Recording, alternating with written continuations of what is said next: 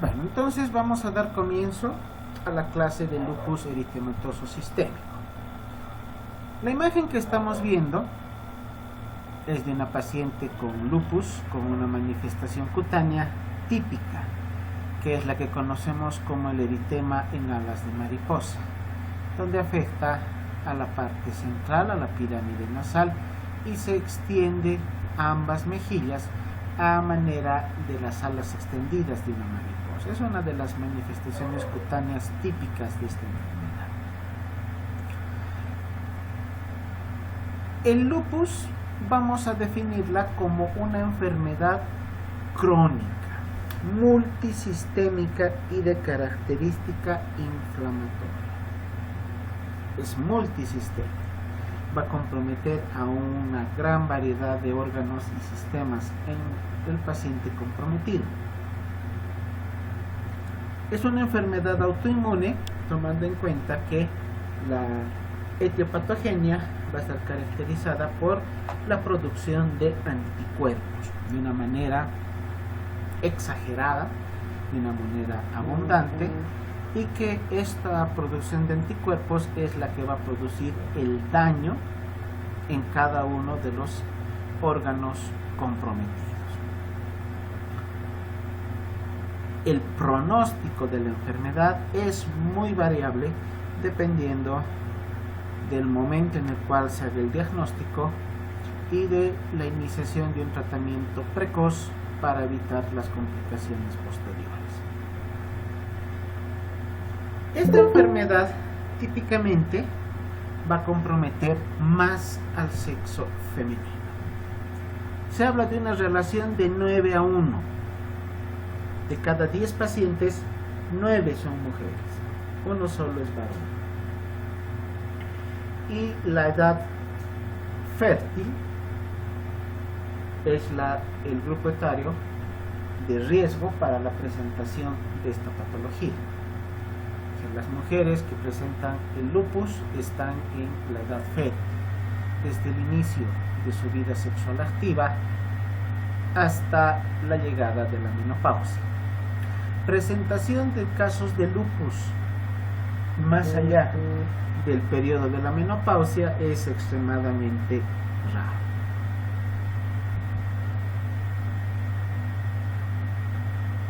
Existen varios factores que van a influir en la presencia de lupus.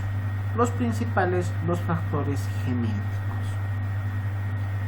Es una enfermedad, al igual que, como hemos hablado de la artritis reumatoidea, que tiene un importante componente genético en su etiología, de tal manera que la presencia de la enfermedad en una determinada persona puede ser el factor que va a predisponer que esta enfermedad se vaya pasando de generación en generación. También debemos tomar en cuenta a factores externos, como es el uso de medicamentos. Hay lupus mediado por fármacos, o puede ser que el uso de determinados medicamentos desencadene la presencia de la enfermedad. Radiación ultravioleta importante, como la que tenemos en las ciudades de altura del país, o la presencia de algún tipo de agente infeccioso. Enfermedades infecciosas variadas pueden ser la causa para el desencadenamiento de la enfermedad. Los factores hormonales tienen un importante, muy importante papel en la patogenia del lupus, porque justamente gracias a la acción de las hormonas sexuales femeninas se predispone a que la mujer sea la que tenga mayor probabilidad de enfermar en relación al varón. Y los factores inmunológicos, donde la disminución de los linfocitos supresores, que son parte de lo que es la inmunidad celular,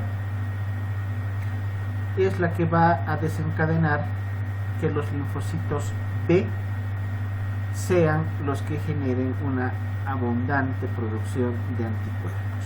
Esta es una enfermedad inmunológica donde los elementos que deberían protegernos nos atacan. Nuestro sistema inmune, los soldados del cuerpo que deberían defendernos, son los que atacan a los órganos del cuerpo. La producción excesiva de anticuerpos estará mediada por una sobreacción de los linfocitos B. Los factores genéticos, hormonales y ambientales se unirán para producir la siguiente cadena: alteración en los linfocitos, sobre todo los CD8, la pérdida de supresión de los linfocitos B, y esta pérdida de supresión será la que va a producir la exagerada cantidad de anticuerpos. Entonces, todos estos factores que hemos mencionado previamente como predisponentes en la etiopatogenia de la enfermedad serán los que servirán como mediadores para la producción aumentada de anticuerpos. Como es una enfermedad multisistémica, la presentación clínica es muy variable. Como puede verse comprometido un solo órgano, un solo sistema, la enfermedad tiene la probabilidad de poder comprometer a un mayor número de órganos, a un mayor número de sistemas. Por lo tanto, la presentación clínica es muy variada. Y la gravedad de la enfermedad, el curso y el pronóstico de la enfermedad van a estar dependientes del número de órganos comprometidos.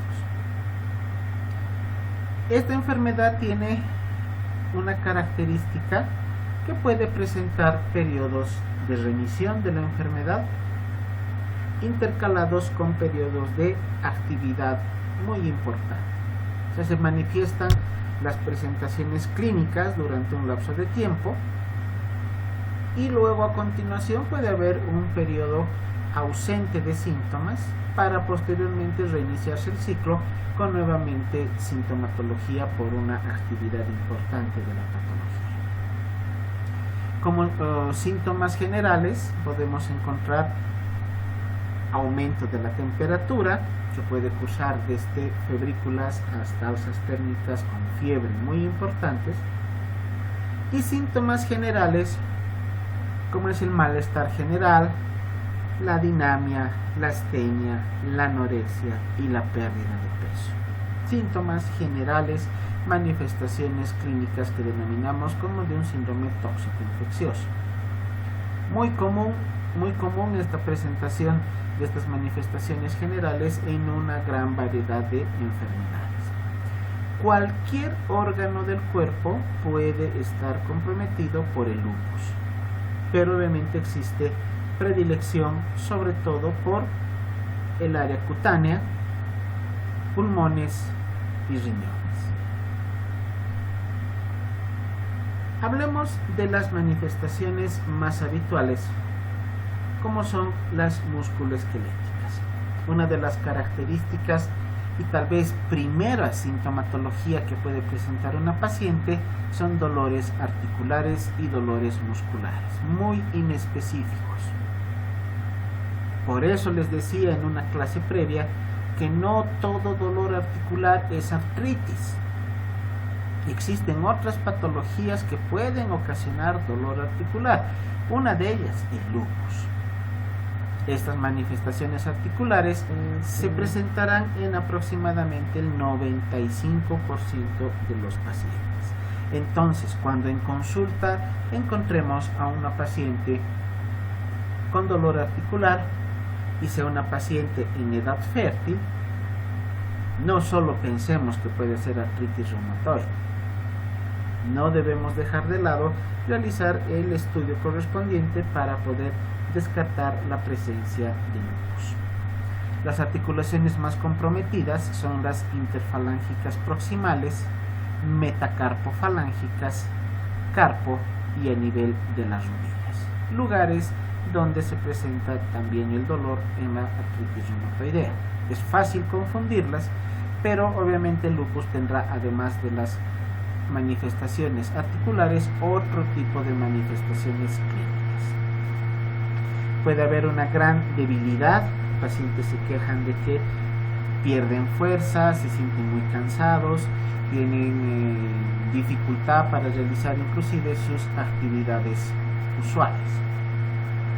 Y este compromiso articular, dependiendo de la evolución de la enfermedad, puede llevar hasta la osteonecrosis, a la necrosis de las zonas óseas yuxtaarticulares, o por compromiso de los vasos que dan la irrigación correspondiente a la articulación, que será la causa de la muerte celular mediada por la necrosis.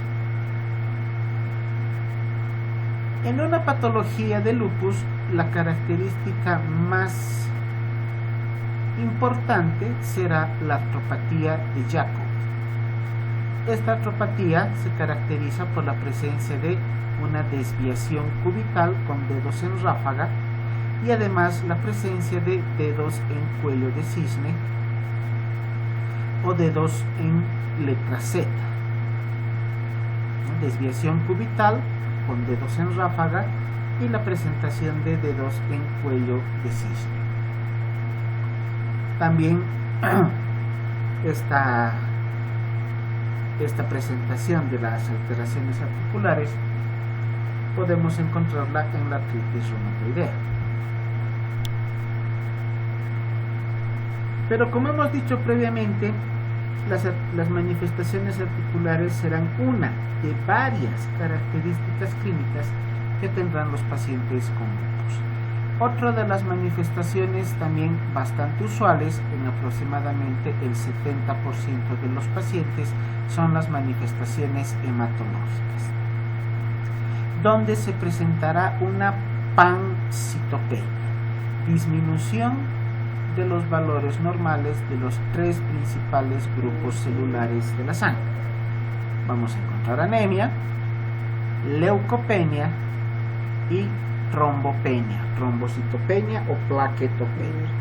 Disminuye el valor de los glóbulos rojos, de los glóbulos blancos y de las plaquetas. Algunas veces nos ha pasado que el hallazgo laboratorial de una pancitopenia pudo ser el punto de partida para poder determinar la presencia de un lupus. En una oportunidad, cuando hacía la residencia, tuvimos un caso así, donde teníamos una paciente asintomática, pero la identificación laboratorial de la pancitopenia fue el punto de donde tuvimos que agarrarnos para empezar el estudio, y llegamos a determinar un lupus eritematoso sistémico en una paciente de aproximadamente unos 30 años de edad. En lo que se refiere a la coagulación sanguínea, que es otra de las manifestaciones hematológicas, se podrá encontrar la presencia del anticoagulante lúpico o de los anticuerpos antifosfolipídicos. Este último, los anticuerpos antifosfolipídicos, son propios de otra patología que lo vamos a ver posteriormente en otra clase, que es el síndrome antifosfolipídico. Entonces, como parte de las manifestaciones hematológicas del lupus, además podríamos encontrar un síndrome antifosfolipídico.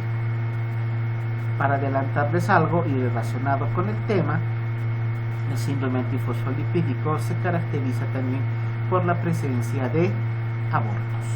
La mujer tiene una dificultad muy marcada para lograr un embarazo normal.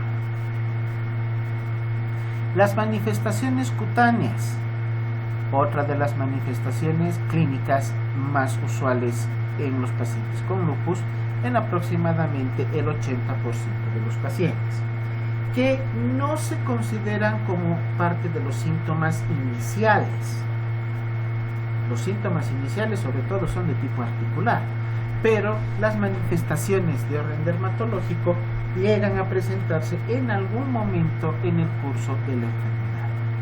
Tendremos dentro de las manifestaciones cutáneas algunas que son específicas y otras inespecíficas. Las inespecíficas están caracterizadas por la presencia de fotosensibilidad. Los pacientes son muy sensibles a la luz solar, no pueden estar mucho tiempo expuestos a luz solar por la presencia de ardor, prurito en zonas expuestas e inclusive dolor. Por eso estos pacientes usan un sombrero o usan un protector solar para protegerse de los rayos solares. También como manifestaciones inespecíficas de orden cutáneo podemos encontrar a las telangiectasias o arañas vasculares, la libedo reticularis y la presencia de aftas en cavidad oral. Estas aftas, el término afta es un nombre común, vulgar, digamos, que le damos a estas manifestaciones, cuyo término más correcto es el de herpes oral, herpes tipo 1, que está producido por el herpes virus, otra de las manifestaciones del lupus. Las específicas podemos dividirlas en tres grupos: las lesiones agudas, donde el eritema en alas de mariposa es la manifestación más importante, como la que vemos en la imagen del lado derecho. También tenemos lesiones subagudas, como eritemas ya más específicos, que se pueden presentar en otras zonas del organismo, y lesiones crónicas, donde la manifestación más importante es la presencia del lupus de tipo viscoso. Acá tenemos a las manifestaciones cutáneas que hemos mencionado. La libedo reticularis se presenta sobre todo a nivel de extremidades y se caracteriza por la presencia de estas hipercromías a nivel cutáneo, que son extensas, pueden comprometer a toda la extensión de las extremidades y que se presentan a manera de una red. Por eso se llama reticular, tiene ese denominativo de reticular. Parece una red o parece o asemeja como si se hubiera formado una división en la piel gracias a estas lesiones hipercrómicas. También se la compara o se le da el denominativo de piel marmoleada por el hecho de compararla con las características físicas que tiene el mármol.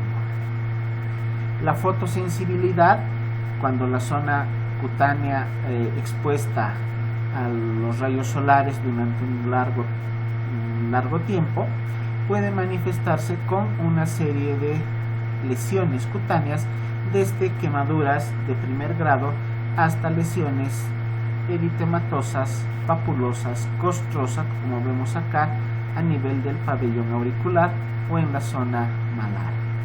Estas son las úlceras orales o aftas, que hemos indicado que el término correcto es la de herpes oral o herpes tipo 1. Y las telangiectasias, esas dilataciones vasculares que se presentan sobre todo a nivel de la zona de la cara, que también llamamos arañas vasculares, ¿no? O spider vascular, que se producen por dilatación de los capilares subcutáneos, que son lesiones lamentablemente irreversibles, no se logra eliminar de la piel de los pacientes, a menos que se haga a través de un tratamiento ya estético, como es la eliminación por rayo láser, que es uno de los tratamientos actuales más utilizados.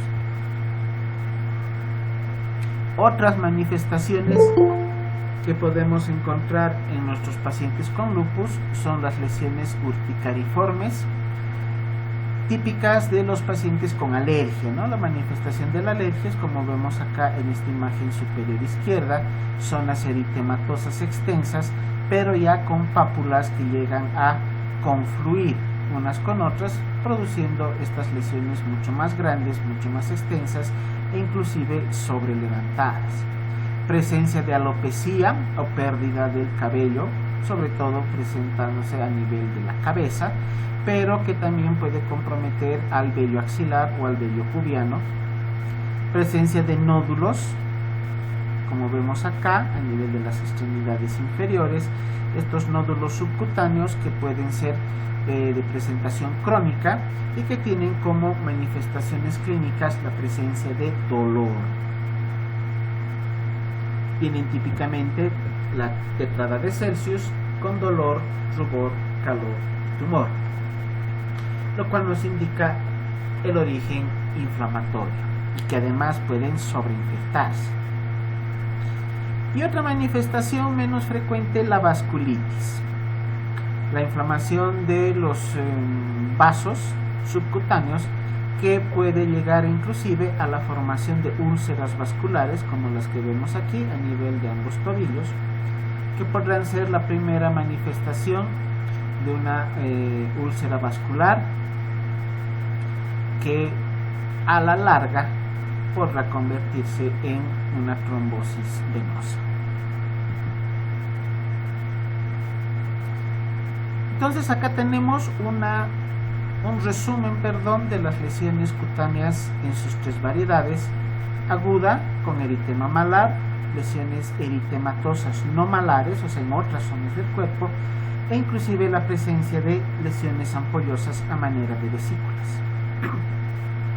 Las manifestaciones subagudas: el lupus anular, donde las lesiones cutáneas se presentan a manera de anillos, o el lupus psoriasiforme, donde la característica clínica será de lesiones similares a la de la psoriasis, que es otra patología de orden dermatológico. Y como manifestaciones crónicas cutáneas tendremos al lupus discoide, que puede ser localizado, generalizado, o el lupus profundo o paniculitis lúpica, donde el panículo adiposo subcutáneo es el que se ve comprometido en zonas extensas de la piel. La presencia de cualquiera de estas manifestaciones crónicas ya nos indica el tiempo evolutivo que tiene la enfermedad y obviamente nos dará lugar a dar un peor pronóstico para estos pacientes. Estas son las lesiones ampollosas, el lupus ampolloso, con vesículas grandes, algunas pequeñas, algunas más grandes, que se producen sobre todo por la confluencia de varias vesículas pequeñas. Cualquiera de estas manifestaciones cutáneas, de todas las que hemos mencionado hasta el momento, llegan a empeorar, llegan a ser mucho más marcadas cuando son expuestas a la luz solar. La presencia de la vasculitis, las telangiectasias, las ampollas, el eritema malar puede llegar a ser mayor en cuanto a extensión o a presentación de síntomas cuando son sometidos a exposición solar. Este es el eritema en alas de mariposa. Nuevamente mostramos la característica de una zona central que abarca toda la pirámide nasal y lesiones eritematosas que se extienden a ambos lados de la cara, comprometiendo ambas zonas malares, asemejando lo que es una mariposa con las alas abiertas. Esta lesión tiene la característica de respetar el surco nasogeniano y además de las zonas periorbitarias.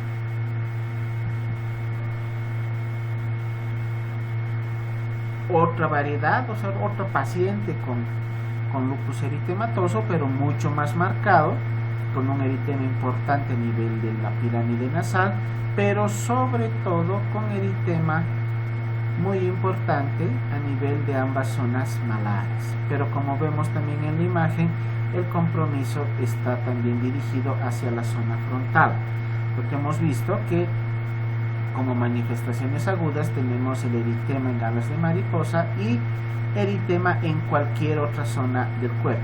En la imagen que vemos estamos viendo un compromiso a nivel de la zona frontal.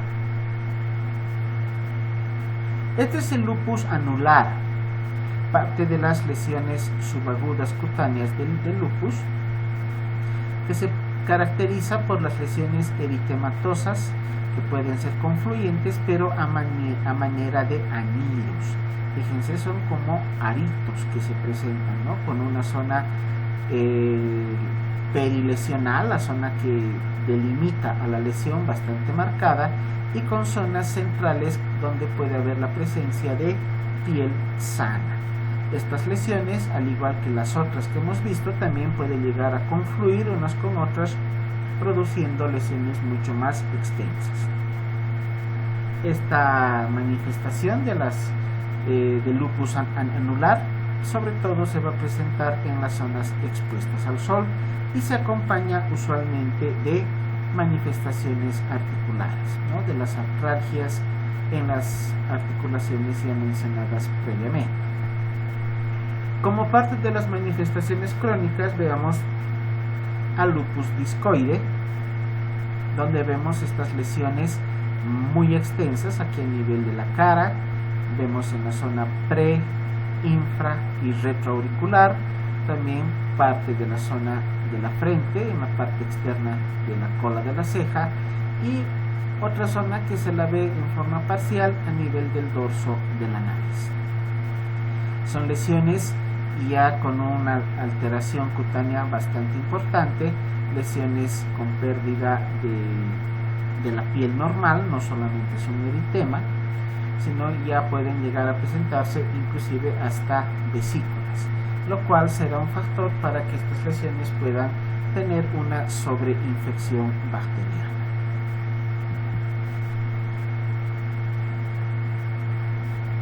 Otra variedad de la presentación del lupus discoide,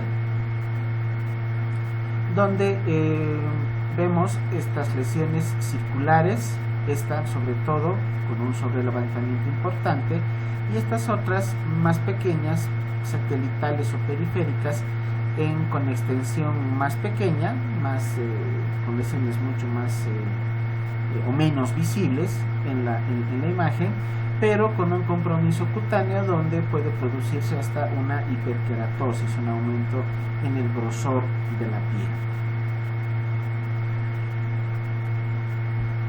Estas lesiones cursan con bastante prurito y pueden llegar a producir rascado, y el rascado o la erosión que produce el rascado serán la causa por la cual se presentarán cicatrices en todas estas zonas expuestas.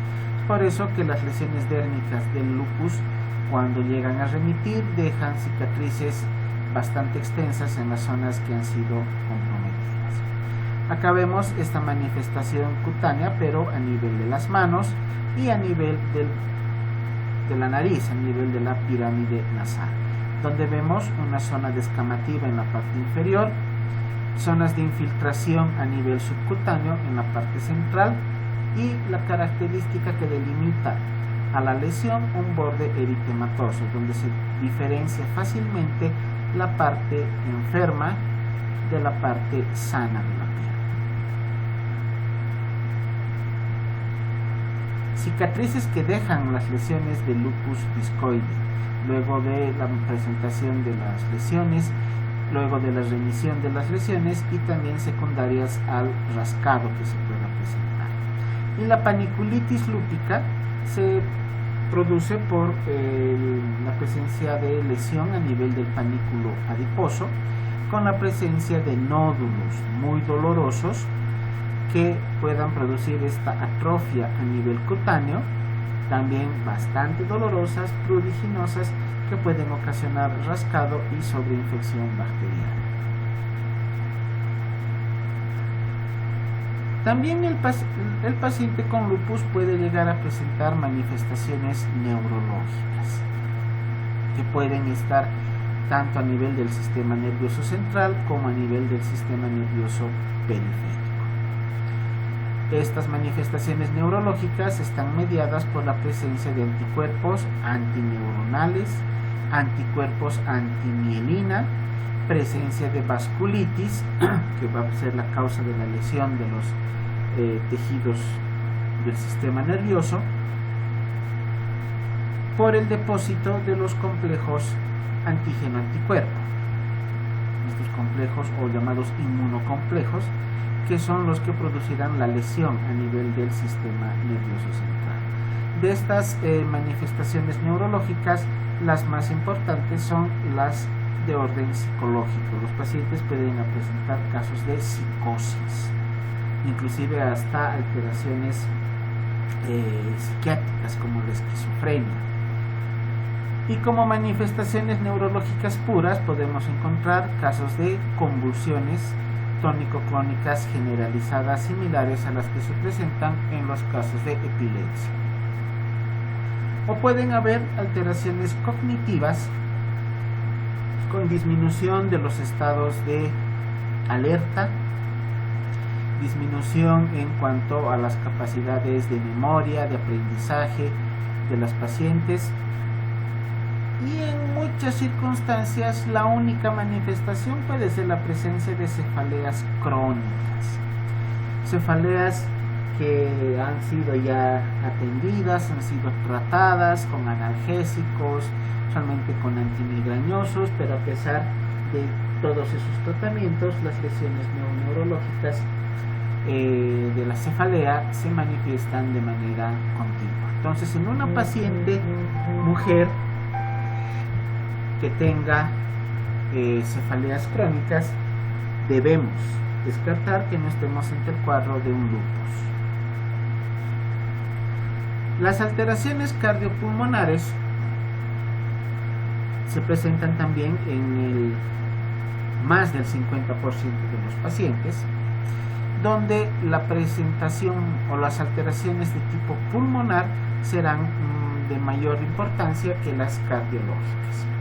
La pleuritis, la inflamación de la pleura con presencia de derrame pleural, es la manifestación clínica más frecuente, que se presenta de manera bilateral, como era el caso de nuestra paciente que les comentaba al inicio, que tuvimos internada en el hospital de Caminos. Esta paciente tenía un derrame bilateral, un derrame pleural bilateral, con un compromiso de más del 50% de la cavidad pleural. Fue el motivo por la que acudió al hospital, por la presencia de disnea, por un derrame pleural importante.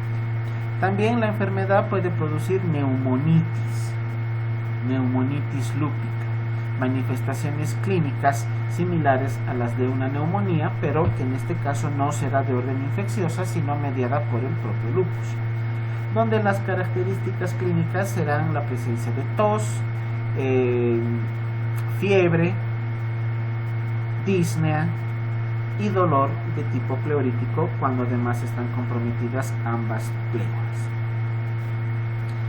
Como manifestaciones cardiológicas mencionaremos a la pericarditis como compromiso cardíaco más importante, más común.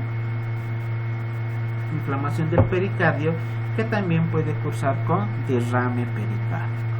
O también podemos encontrar casos con miocarditis, con una inflamación del músculo miocárdico, que puede llevar como complicaciones a la presencia de lesiones isquémicas. La característica de las cardiopatías isquémicas puede llevar a presencia de arritmias, cardiomegalia o inclusive a una insuficiencia cardíaca izquierda.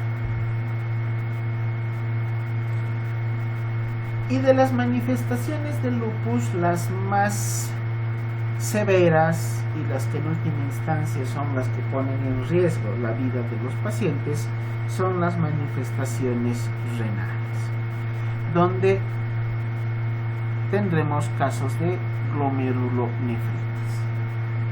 El proceso inflamatorio y de lesión a nivel de los glomérulos será el punto de partida para la presencia de la nefropatía lúpica, una variedad de nefropatía que produce un deterioro del funcionamiento de las nefronas con disminución de los volúmenes urinarios y que en última instancia puede ser causa de una insuficiencia renal crónica que obligará a los pacientes a un tratamiento de diálisis. Estas manifestaciones renales también aparecen en aproximadamente el 50% de los pacientes con enfermedad. Y como hemos mencionado, será la principal causa de mortalidad. O sea, los pacientes con lupus no se van a morir por el lupus, no se van a morir por las manifestaciones cutáneas.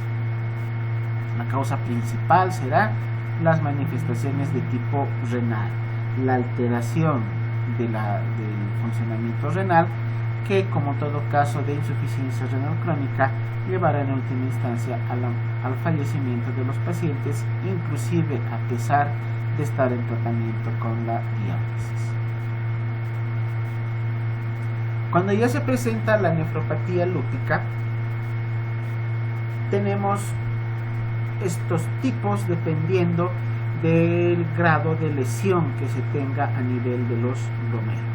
Este es un tema que se toca con mayor detalle en la materia de nefrología, pero acá les muestro la tabla simplemente como un recuerdo de las alteraciones a nivel de los glomérulos desde el tipo 1, que cursa con una nefropatía lúpica mínima, con una alteración a nivel del mesangial en los glomérulos mínima, hasta el tipo 6, que se caracteriza por una nefropatía esclerosante, donde se produce esclerosis, endurecimiento de los tejidos comprometidos, que será la causa por la cual los riñones dejarán de funcionar. Cuando el paciente ya está diagnosticado de nefropatía lúpica, lamentablemente su pronóstico ya es malo, porque a la larga estos pacientes van a llegar a requerir diálisis. Una vez que se ha iniciado la diálisis, la presentación de la crisis lúpica, la presentación aguda de síntomas, ya es rara. De igual manera como sucede en otros casos de insuficiencia renal crónica, donde ya en las etapas terminales la única sintomatología está relacionada al área renal. Las otras manifestaciones cutánea, pleural, cardíaca ya prácticamente no se observa. Ya la enfermedad está directamente enfrascada en el área renal. Cuando encontramos a los pacientes con nefropatía lúpica, para poder determinar el grado de daño renal, se debe realizar un estudio anatomopatológico posterior a una biopsia. Aunque la realización de una biopsia tampoco es un estudio que debe realizarse en todos los pacientes, tal vez simplemente como una situación de tipo académica para poder determinar el grado de lesión, porque en última instancia un tipo 3, 5, 6 ya van directamente a la diálisis. O sea, el tratamiento no varía mucho en base a los últimos tipos de 3 hacia adelante en la nefropatía lúpica, porque todos llegarán a la diálisis. Los tipos 1, 2 usualmente todavía se puede realizar un tratamiento conservador. Causas inespecíficas más raras pueden ser las manifestaciones gastrointestinales, cuyo curso clínico está caracterizado por la presencia de episodios de diarreas que son intermitentes. Inicialmente se puede pensar que son de origen infeccioso, pero son diarreas crónicas que llegan a presentarse con periodos de remisión y exacerbación en periodos largos de tiempo. También podemos encontrar situaciones que cursan con náuseas o vómitos de tipo inespecífico que llevarán a hiporexia, y la hiporexia a largo plazo por la disminución de la ingesta alimentaria puede ser la causa para la presencia de pérdida de peso. En otras circunstancias ya más raras también podremos encontrar casos de ascitis, pero ascitis de leve a moderada, no son ascitis como las que encontraríamos en un paciente con cirrosis, ¿no? Ascitis abundantes, inclusive ascitis a tensión. En estos casos de lupus la ascitis será mínima. O podemos encontrar casos en los cuales el lupus será el desencadenante para la presencia de una pancreatitis aguda. Como al igual que en la nefropatía lúpica, el origen se produce por una vasculitis, las manifestaciones gastrointestinales también pueden estar mediadas por esta alteración, por la presencia de una vasculitis que producirá alteración en la irrigación sanguínea de los tejidos y será la causa del deterioro de la función de los órganos gastrointestinales. Otras manifestaciones muy raras: la esplenomegalia, crecimiento del vaso, presencia de adenopatías o infartación ganglionar en varios grupos o cadenas ganglionares, o alteraciones de tipo endocrinológico, como son la presencia del síndrome de secreción inadecuada de hormona antidiurética. También podemos encontrar casos de hipotiroidismo por lesión, también mediada por la vasculitis de la glándula tiroides. Pero este hipotiroidismo se denomina subclínico porque la presencia de las manifestaciones o de los síntomas del hipotiroidismo será muy solapada, son síntomas muy leves y a veces hasta inespecíficos. ¿Cómo se realiza el diagnóstico de lupus? Sobre todo, siempre hay que recordar y sobre todo poner como principal arma para el diagnóstico las manifestaciones clínicas. Eso nunca nos debemos olvidar en cualquier tipo de patología. Los diagnósticos siempre son clínicos. Vamos a utilizar los estudios laboratoriales o estudios complementarios como un apoyo o un complemento a nuestro diagnóstico clínico. En el lupus, los estudios laboratoriales se convierten en una herramienta importante para poder corroborar nuestro diagnóstico, porque son parte también de los criterios de diagnóstico. Y dentro de estos estudios laboratoriales, los anticuerpos, acá están, los anticuerpos antinucleares serán los que nos darán el diagnóstico, nos ayudan a corroborar nuestro diagnóstico, en vista de que se presentan en más del 98% de los pacientes.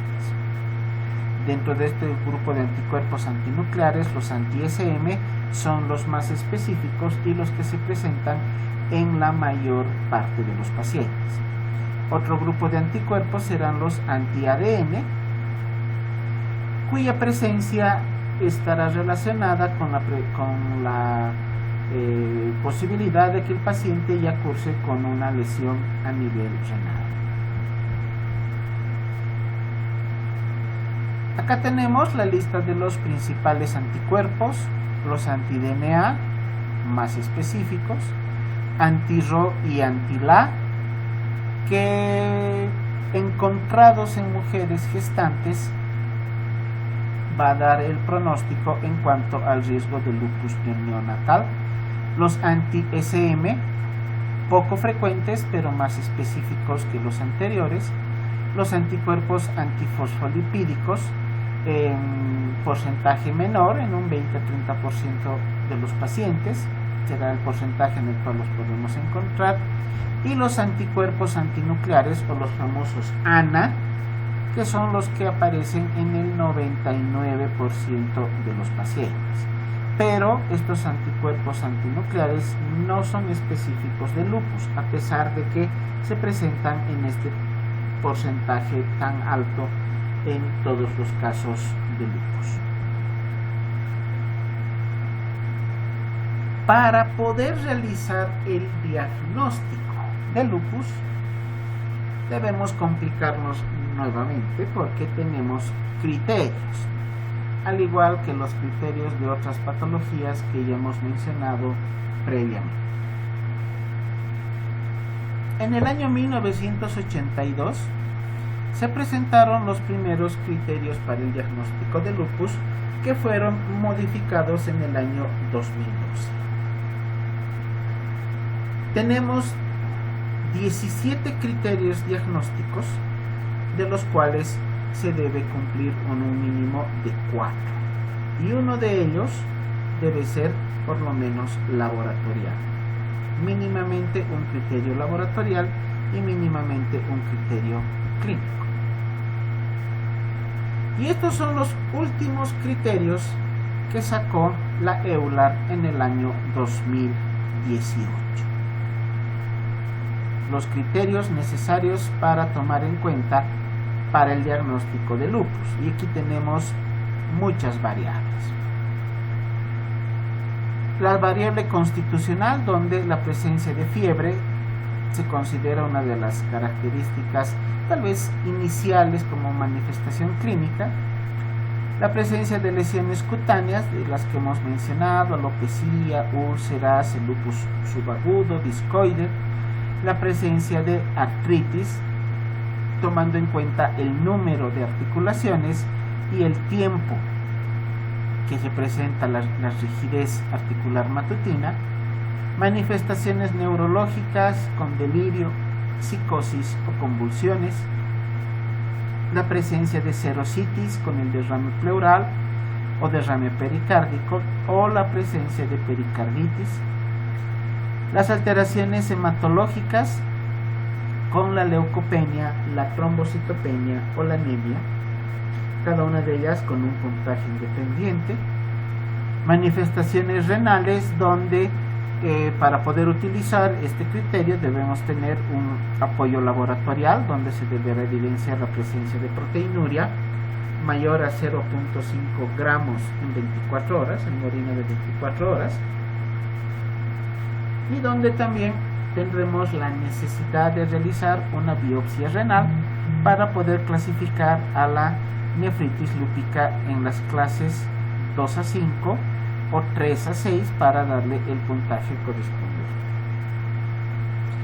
Y las variables ya de tipo inmunológico, con la presencia de anticuerpos antifosfolipídicos, como son los anticardiolipina, los anti-beta 2, el anticoagulante lúpico, cada uno de ellos con un puntaje de 2, sistemas del complemento, donde podremos encontrar concentraciones bajas de C3 y C4, anticuerpos anti-DNA o anticuerpos SM, que hemos mencionado como los más usuales, los más sensibles para la enfermedad y los que se presentan en el mayor número de casos.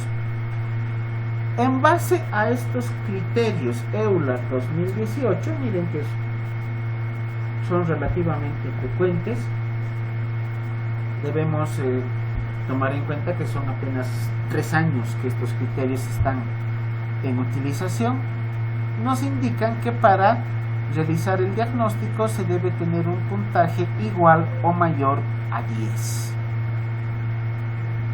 Para la artritis reumatoidea debemos tener un puntaje igual o mayor a 6. Para el lupus es igual o mayor a 10.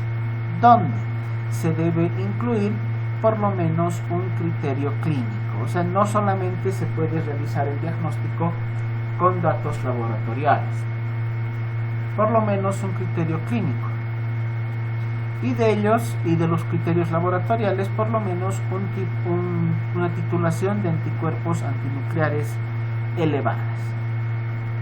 Ahora, en cada una de las variables solamente se debe considerar el criterio que tenga puntuación mayor. Por ejemplo, vámonos a la lista del lado izquierdo. Si nuestro paciente como alteraciones neurológicas tiene los 3, tiene delirio, tiene psicosis y tiene convulsiones, no vamos a utilizar la puntuación de los 3, solamente del que tenga mayor puntaje. Si tiene delirio, psicosis y convulsiones, solo utilizaremos como criterio el de las convulsiones que tiene el puntaje mayor de 5. De igual manera, si el paciente tiene pericarditis y al mismo tiempo tiene derrame pleural, solamente utilizaremos el que tenga mayor puntaje, que es el de pericarditis aguda con un valor de 6. También los criterios EULAR nos indican que cualquiera de los criterios debe ser excluido si es que se puede explicar la presencia de este criterio secundario a algún otro tipo de patología. Ahora, los criterios no deben estar todos presentes al mismo tiempo, no necesariamente deben estar de manera simultánea. Tomando en cuenta que esta es una enfermedad crónica, podemos contabilizar criterios que se presentaron en una etapa inicial de la enfermedad y tal vez después de varios meses la presentación de otro de los criterios. Así vamos sumando criterios en un largo periodo de tiempo para poder llegar al diagnóstico. De igual manera que les mencionaba cuando conversábamos de los criterios de artritis reumatoidea, estos criterios de Lupus EULAR 2018 debemos aprenderlos correctamente. La puntuación que se le da a cada uno de ellos debe estar bien memorizada para poder llegar a un diagnóstico adecuado de un paciente con lupus. Llegar a un diagnóstico de lupus no es difícil, pero necesitamos bastante experiencia para poder identificar cada una de las manifestaciones clínicas y en base a eso darles el puntaje correspondiente en base a la tabla de criterios de la EULAR.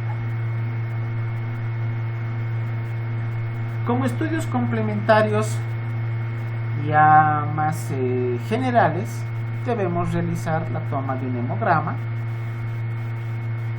En el recuento leucocitario podemos encontrar linfopenia, monocitopenia. El recuento de plaquetas, hemos indicado, característicamente estará disminuido y el volumen plaquetario medio también disminuido. No olvidemos que las manifestaciones hematológicas se caracterizan por la pancitopenia, disminución de glóbulos rojos, disminución de glóbulos blancos y disminución de plaquetas. El examen de orina se convierte en un estudio indispensable en los pacientes con lupus porque es la manera de poder identificar la presencia de proteinuria. La proteinuria, más de 0,5 gramos en 24 horas, es un criterio de la EULAR. Por lo tanto, el examen de orina nos ayudará a poder encontrar este diagnóstico. A través de las alteraciones que podamos encontrar en el examen de orina, posteriormente podemos determinar la tasa de filtración glomerular, la eliminación de creatinina urinaria y la expresión de proteínas, o sea, la proteinuria en base también a los tipos de proteínas que se eliminan, sobre todo la albúmina. La eliminación de grandes concentraciones de albúmina indicará un daño renal importante, porque al ser la albúmina una molécula gigante, para que aparezca en orina, el daño de las nefronas debe ser severo, muy importante. O sea, la presencia de proteinuria más la presencia de albuminuria en un examen de orina de un paciente con lupus nos dará un acercamiento a la magnitud del daño renal para poder planificar conjuntamente con el nefrólogo la posibilidad de que este paciente pueda entrar en programa de diálisis. Estudios que realizamos en la química sanguínea, la creatinina sérica tendrá valores aumentados, la proteína C reactiva como parte de los reactantes de fase aguda también estarán elevados y la vez, la velocidad de eritrosedimentación como otro de los reactantes de fase aguda también estará elevada. La biopsia renal estará indicada en los pacientes que ya presenten algún grado de alteración renal, algún grado de lesión renal, y la biopsia, la toma de biopsia y el envío posterior de la muestra anatomía patológica será la que nos dará el tipo de lesión que se tiene en los glomérulos para clasificar a la nefropatía lúpica en alguno de los 6 tipos que hemos visto en la tabla previa. En base a esto se puede determinar que el paciente puede entrar en el programa de diálisis o inclusive, dependiendo de la edad sobre todo y de algunas otras características, ver si es un paciente que pueda ser candidato a un trasplante. Como toda patología cuya consecuencia final es la de entrar a la diálisis por insuficiencia renal crónica, se debe evaluar si no es paciente candidato a trasplante. Estas patologías pueden ser la nefropatía diabética, la nefropatía hipertensiva, la nefropatía lúpica, la que estamos hablando. No solamente tenemos como posibilidad de tratamiento la diálisis, también puede este paciente, en base a todo lo que signifique el estudio nefrológico, ver si no es candidato a un trasplante. ¿Cómo se hace el tratamiento? Primero, debemos determinar objetivos para el tratamiento de nuestro paciente. Lamentablemente, un paciente con lupus es un paciente siempre con mal pronóstico. A menor edad que se diagnostica el lupus, menor la probabilidad de sobrevivir. Cuando el lupus se diagnostica entre los 20 y los 30 años, la edad a la cual va a llegar el paciente puede que no sobrepase los 50 años. Por lo tanto, el tratamiento debe ir dirigido a poder mejorar la calidad de vida, evitar el daño orgánico, evitar la prosecución o la aparición de daño en otros órganos y minimizar el efecto adverso que se pueda presentar por la utilización de los fármacos que vamos a utilizar en el tratamiento. Como medidas generales, a los pacientes siempre se les recomienda evitar el ejercicio físico extenuante, guardar reposo en la medida de las probabilidades. No significa que el paciente tenga que estar en cama todo el día, pero evitar cualquier situación de esfuerzo físico o estrés de tipo psicológico. Porque, como hemos visto, hay manifestaciones neurológicas que pueden llevar hasta la psicosis del paciente. Entonces, disminuir cualquier situación que produzca estrés de tipo familiar, laboral, por situaciones económicas, familiares, no sé, cualquier situación que pueda producir estrés debe ser controlada adecuadamente. Se recomienda realizar un ejercicio regular. No significa, como veíamos antes, disminuir el estrés físico, disminuir la actividad física, pero tampoco el paciente debe quedarse en reposo absoluto. Una caminata en periodos cortos de tiempo, realizar una actividad física leve en un gimnasio pueden ser las recomendaciones más adecuadas. Evitar la fotoexposición, evitar la exposición de periodos largos de tiempo a la luz solar y la utilización de filtros solares. Haciendo un paréntesis acá, en la ciudad de La Paz, a la altura en la cual vivimos, 3.600 metros sobre el nivel del mar, la utilización de los protectores solares debe ser con un factor de protección mayor al 50%. Si utilizamos un protector solar con un factor de protección del 10 o del 20%, no tendremos ninguna protección, porque esos están diseñados para niveles de altura muchísimo menores, sobre todo los que se utilizan en la playa. Pero por vivir acá en la altura debemos utilizar factores de protección por encima del 50%. El tratamiento farmacológico está dirigido a poder controlar sobre todo las manifestaciones sintomáticas de los órganos comprometidos, pero debemos tomar en cuenta que para la utilización del tratamiento farmacológico debemos evitar la presencia de efectos colaterales o indeseables por el uso de los fármacos. Si vamos a usar AINES, la probabilidad de producir una gastropatía medicamentosa con lesiones inflamatorias de la mucosa del estómago o hasta la presencia de úlceras es muy importante. Lo mismo por el uso de los corticoides, por ser ambos, los AINES y los corticoides, fármacos gastrolesivos. El uso de corticoides acá ya no será igual que para el caso de la artritis reumatoidea, o para los casos de artrosis o de lumbalgos, como hemos visto previamente.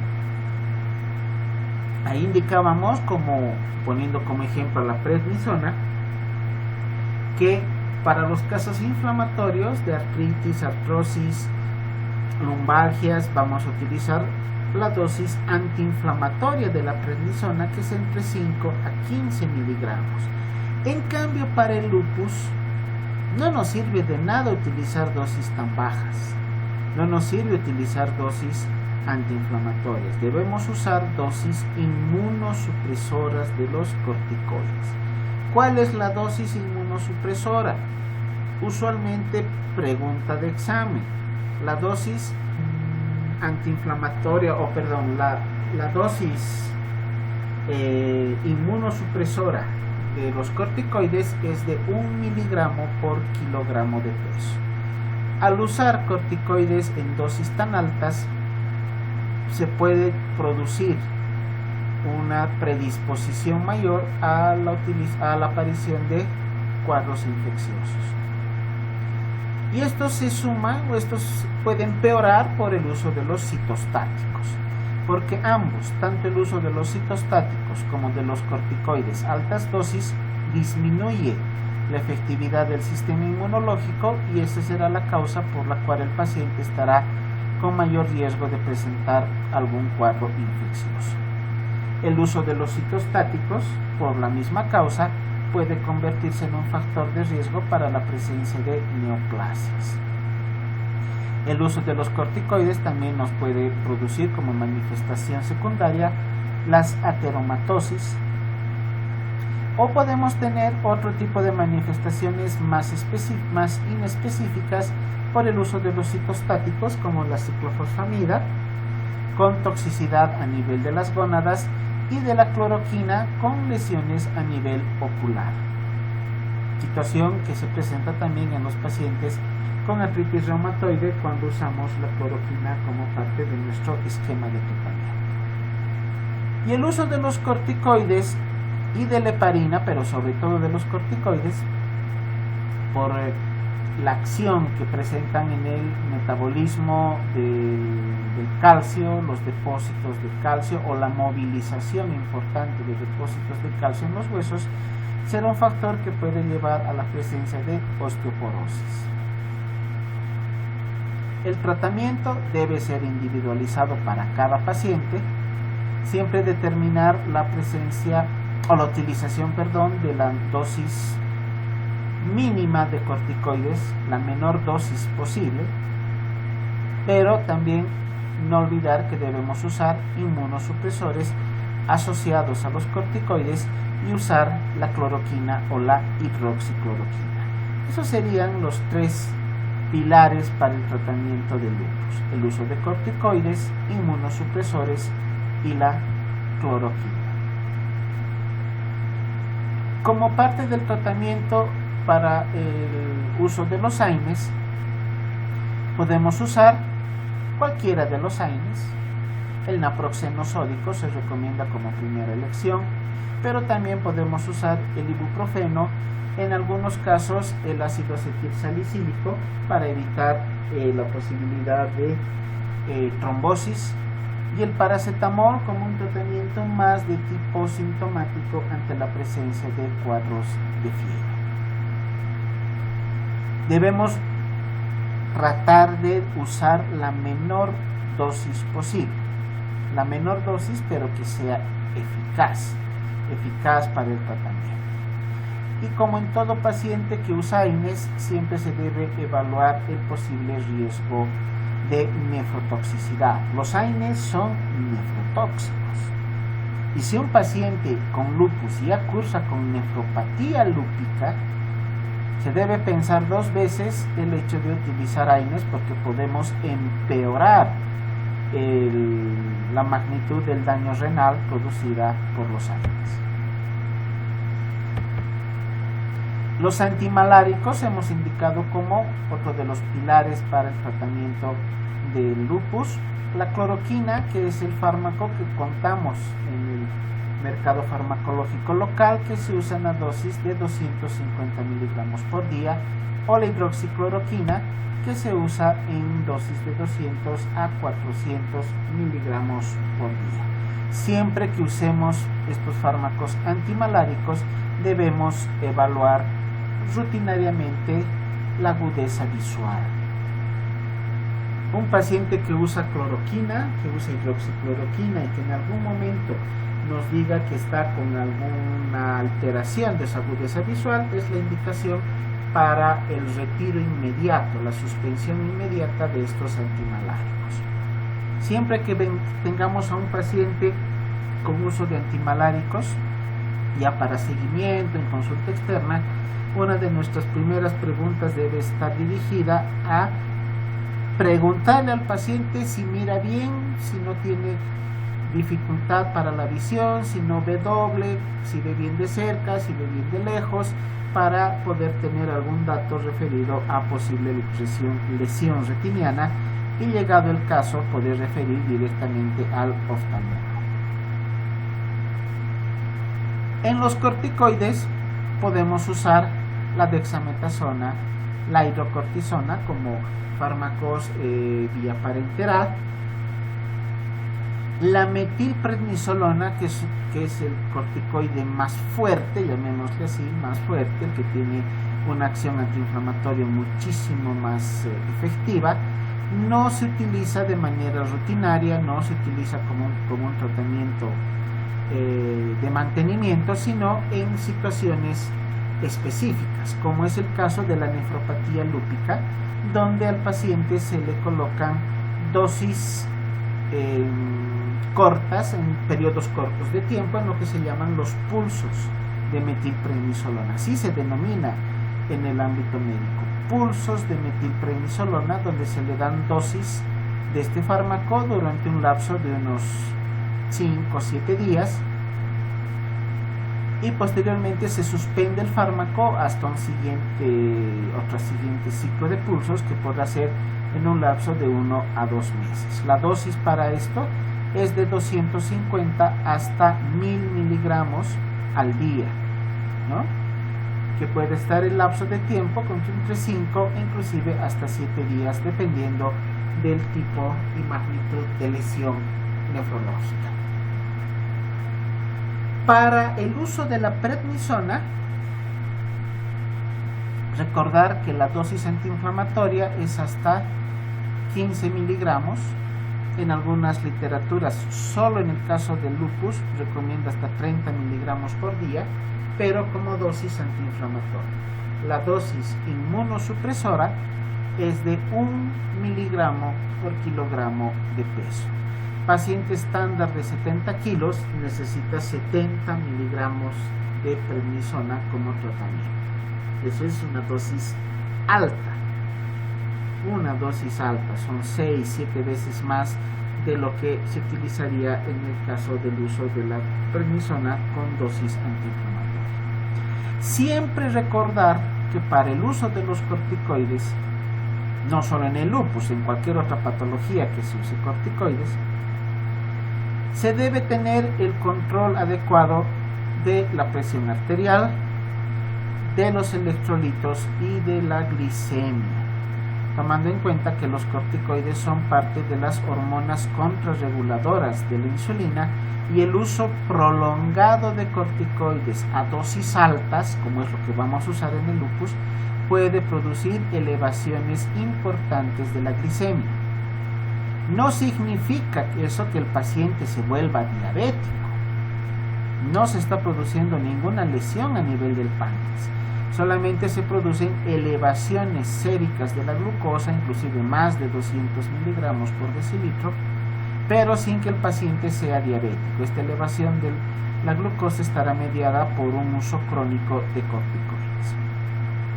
Y también siempre recordar que para el uso de los corticoides se debe realizar, una vez que se ha logrado el efecto que se estaba buscando, la disminución progresiva de la dosis.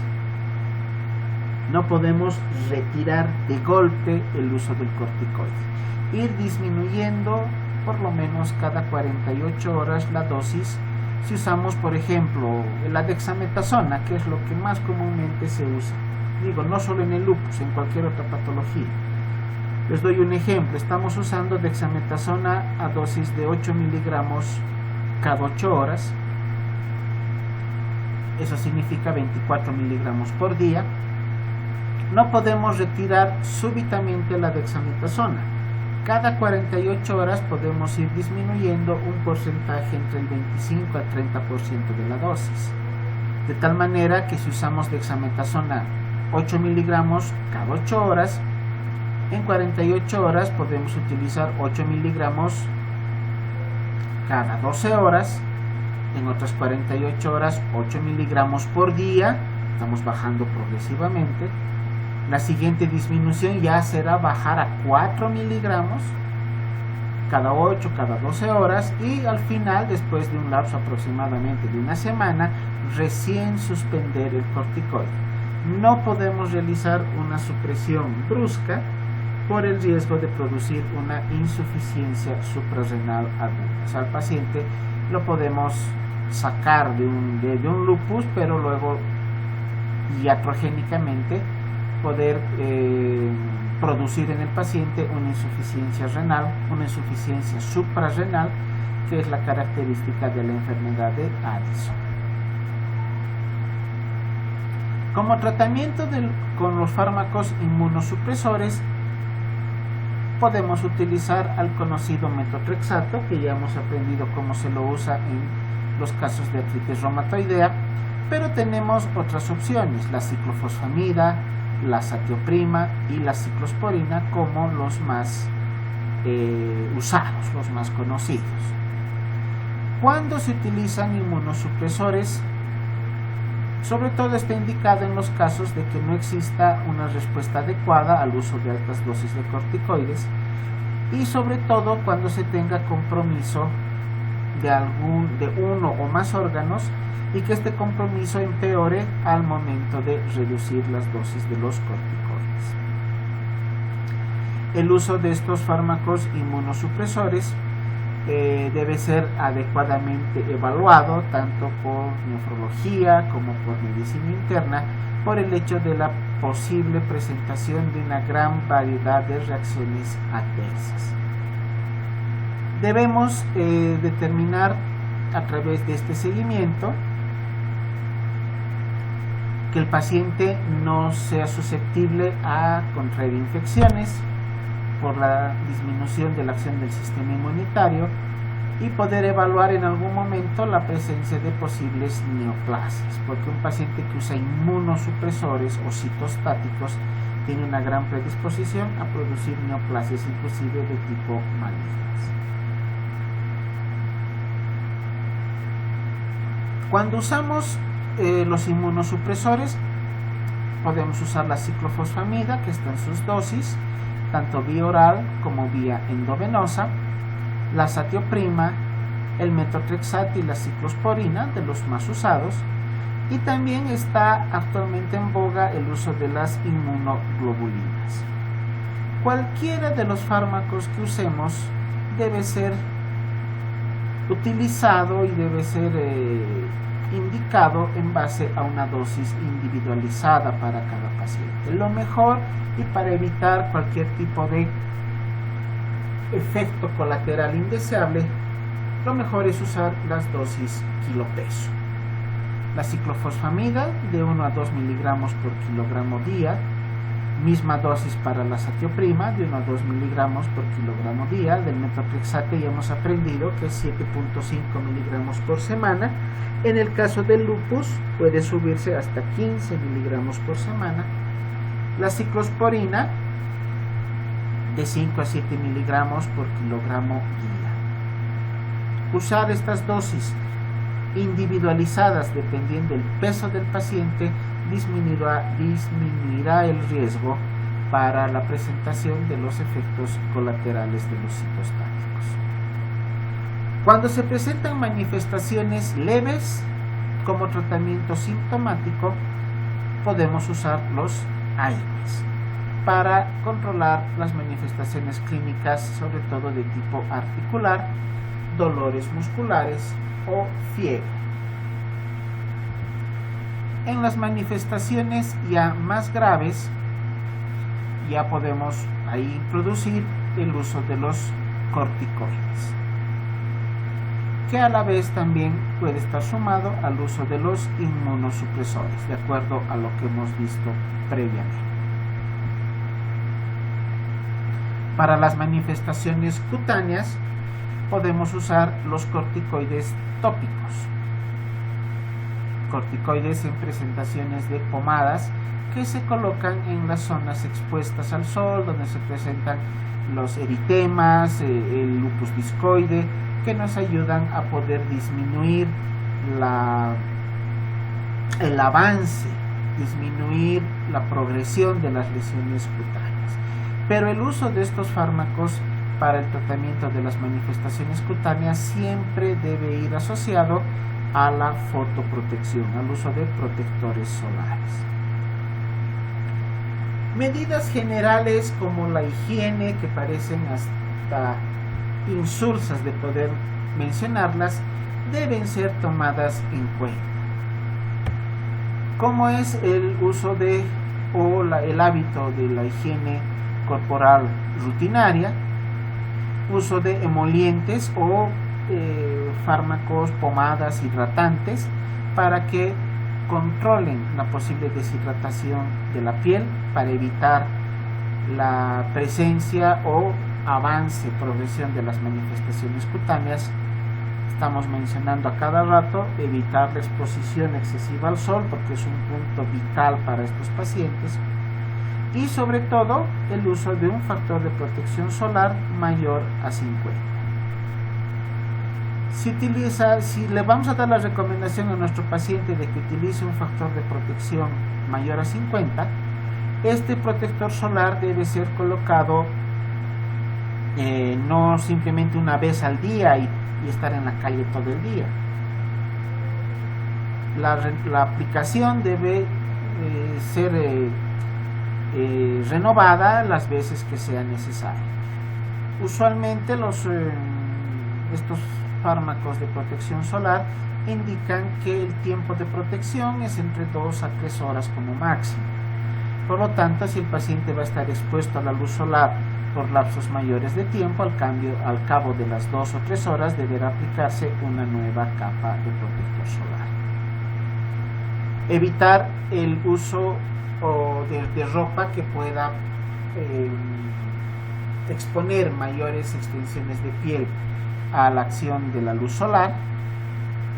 Limpieza oral, lavado del cabello, no utilizar los tintes para el cabello, porque los compuestos químicos de los tintes pueden llegar a exacerbar las manifestaciones, sobre todo de tipo cutánea, que son recomendaciones de tipo general, pero que deben ser correctamente indicadas a nuestro paciente.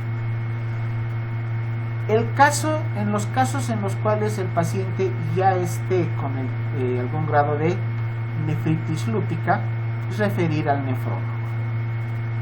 A pesar de que medicina interna puede hacerse cargo del tratamiento, es mejor referir al colega en la especialidad correspondiente para que se determine la necesidad de poder realizar un tratamiento dialítico. Las diálisis tampoco son para todos, hay indicaciones específicas, pero lamentablemente el uso o la programación de una diálisis en un paciente con nefritis lúpica puede ser más temprana que en otros casos de insuficiencia renal crónica. Y ya sabemos, paciente que entra a la silla de diálisis lamentablemente no va a salir de ahí, a menos que en algún momento pueda ser sometido a un trasplante renal. Existen signos de alarma que deben ser tomados en cuenta, porque nos indican que el lupus puede estarse reactivando o puede estar en una actividad muy importante, con probabilidad de mayor daño en órganos diana del lupus, y que puede producir mayor complicación ya de la que presenta el paciente y ser la causa para que estos pacientes requieran tratamiento hospitalario, como son elevaciones de la presión arterial o las dislipidemias con hipercolesterolemia. Pacientes con sobrepeso. Siempre un paciente con lupus se le debe hacer bajar de peso si es que tiene sobrepeso o algún grado de obesidad. Evitar el sedentarismo y el consumo de tabaco, por ser situaciones que puedan empeorar las manifestaciones clínicas.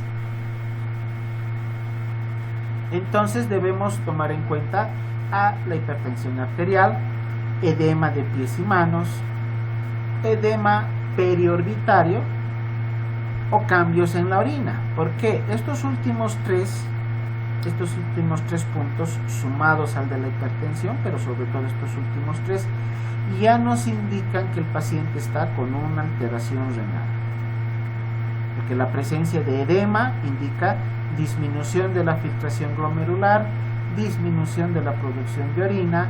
El paciente estará con oliguria o con anuria, que también puede manifestarse en los cambios a nivel físico, en eliminación de la orina, que serán mucho más fáciles de poder evidenciar al momento de realizar un estudio laboratorial, un examen general de orina. Y como otras recomendaciones, el uso de vacunas para evitar el riesgo de posibilidad de infección con otro tipo de enfermedades, sobre todo las de tipo respiratorio, ¿no? La vacuna de la influenza, que hasta antes de la situación del COVID era como una normativa que se tenía anual, sobre todo para pacientes en riesgo, como son personas de tercera edad o con alguna patología pulmonar crónica como el asma. En los pacientes con lupus, cualquier situación que nos ayude a disminuir el riesgo de infecciones es bienvenida. Hábitos de vida que disminuyan el estrés, porque hemos visto que el estrés puede empeorar la presentación de las manifestaciones neurológicas, y realizar una actividad física en base a la actividad normal, a la rutina normal que tenga un paciente, siempre indicando o recomendando que el reposo debe ser mínimamente de 8 horas. No permitir que un paciente con lupus se amanezca haciendo algún tipo de trabajo, algún tipo de actividad, que duerma un par de horas. Eso nos va a empeorar la presentación de los síntomas. También tenemos lupus inducido por fármacos.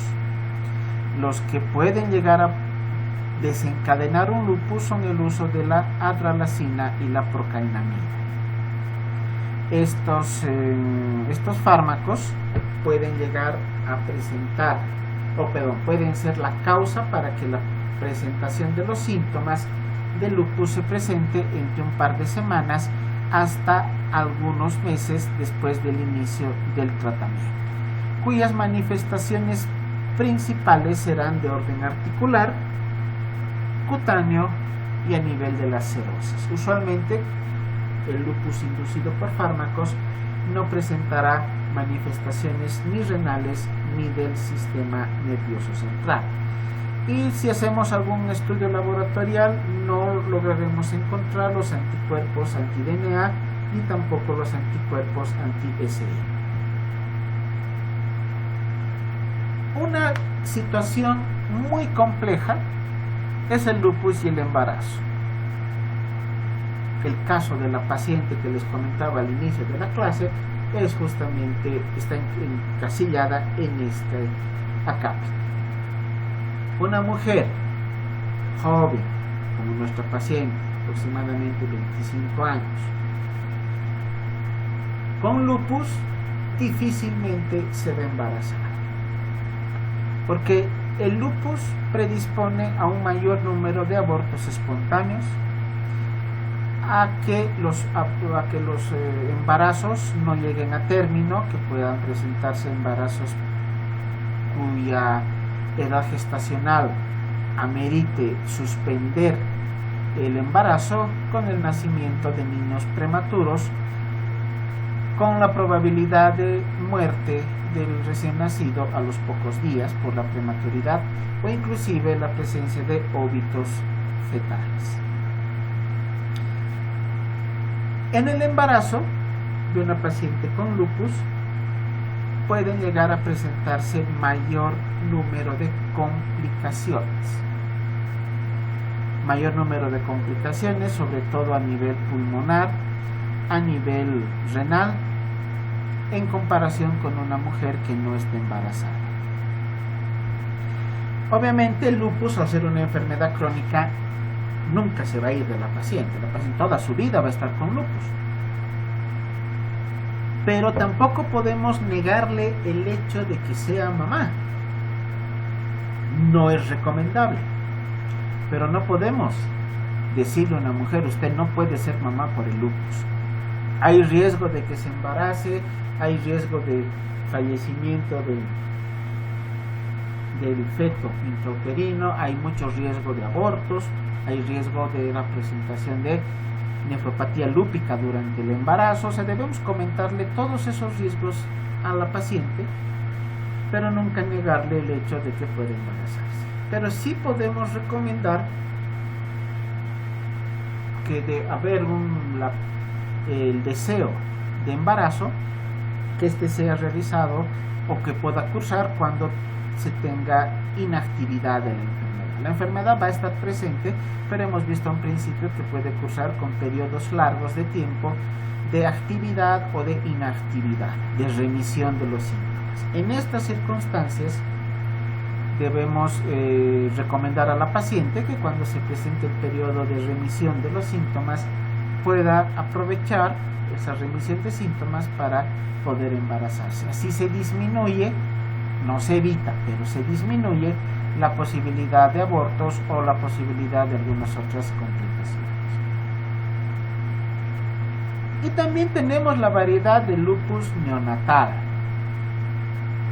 que se presenta en aproximadamente el 5% de los recién nacidos de mamás con lupus. A una mujer que tiene deseo de embarazarse, debemos indicarle que hay riesgo en su embarazo, pero también hay la probabilidad de que su hijo nazca con lupus y que esta enfermedad a su hijo o hija la va a acompañar durante toda su vida. O sea, por eso el pronóstico de un paciente con lupus lamentablemente es muy sombrío, tanto para la misma paciente como para su descendencia. Los casos de presentación de lupus neonatal más bien son raros, porque se presenta en un 5% de las mamás con lupus, pero cuando el recién nacido ya tiene lupus neonatal, como manifestaciones clínicas tendrá la presencia de lesiones cutáneas, mismas que hemos visto en el adulto, en las zonas expuestas a la luz solar, y la posibilidad de presentar alteraciones cardiológicas, no solamente pericarditis, sino también bloqueos auriculoventriculares, pero principalmente manifestaciones de tipo hematológico, anemia, leucopenia, trombocitopenia, lo que hemos denominado pancitopenia, que en un recién nacido predispone a que pueda estar con algún otro tipo de patología, mediado sobre todo por la leucopenia, como son las infecciones, que puede llevar hasta la sepsis neonatal, la trombocitopenia, que puede ocasionar patologías con riesgo de sangrados o alteraciones de tipo vascular, y la anemia, que puede producir lesiones a nivel cardíaco o renal. Todo esto en el ámbito de la neonatología. Entonces, realmente una paciente con lupus tiene un pronóstico sombrío. El tratar a una paciente es una tarea que debe ser multidisciplinaria. No solamente debe participar el reumatólogo o el internista, sino, como hemos visto, requeriremos al nefrólogo, al cardiólogo, al neumólogo, al neurólogo, inclusive hasta apoyo de tipo psicológico. Y en un recién nacido, estas son las manifestaciones cutáneas en zonas fotoexpuestas. Inclusive se puede llegar hasta quemaduras solares extensas en el recién nacido de las zonas fotoexpuestas. Entonces, un recién nacido con lupus, lo mejor es que no sea expuesto a la luz solar. El pronóstico es justamente el que íbamos indicando, pero ya para un recién nacido, la sobrevivencia puede ser hasta los 10 años de un 75% de los pacientes. A los 2 años del 95%. O sea, 95% de los pacientes con lupus neonatal cumplirán 2 años. 85% cumplirán 5 años. Y un 75% cumplirán 10 años. Si el niño que ha nacido con lupus llega a sus 10 años, ya tendrá un mejor pronóstico de poder llegar a la vida adulta, pero como les indicaba también a un inicio, la edad a la cual podrá llegar tal vez sea máximo unos 50 años.